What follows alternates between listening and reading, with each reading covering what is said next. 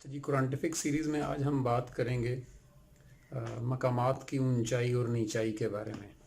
जब हम कहते हैं ना कि माउंट एवरेस्ट दुनिया की सबसे ऊंची पहाड़ी का नाम है, तो और उसकी जो हाइट है वो 8,800 शायद 49 मीटर बताई जाती है। तो वो सतह समुंदर से उसकी हाइट मापी जाती है, यानी कोई भी चीज़ कितनी ऊंची है इसमें सतह समुंदर से देखा जाता है। तो दुनिया की सबसे बड़ी चोटियाँ जैसे माउंट एवरेस्ट, K2, इनकी हाइट को सतह समुंदर के हवाले से देखा जाता है कि समुंदर की सतह से ये कितनी बुलंद हैं। इसी तरह सतह समुंदर के सबसे करीब तरीन जगह यानी ज़मीन का सबसे निचला मकाम जो है वो भी सतह समुंदर के साथ माप कर देखा जाता है।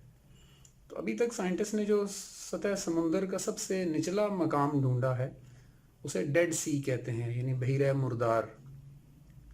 और बहिरा मुर्दार ये आज भी आप देखते हैं कि इसराइल और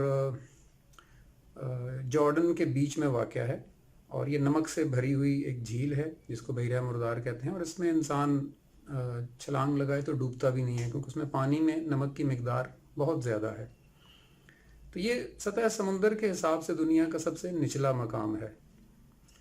हैरत की बात यह है कि कुरान पाक में सूरह रूम में अल्लाह ताला ज़िक्र करता है कि गुलिबतुर रूम, कि जो रूमी थे ये मगलूब हो गए, यानी हार गए, शिकस्त खा गए। यानी एक तारीख़ी वाक़या अल्लाह ताला बयान कर रहा है, हमें तारीख़ सिखा रहा है।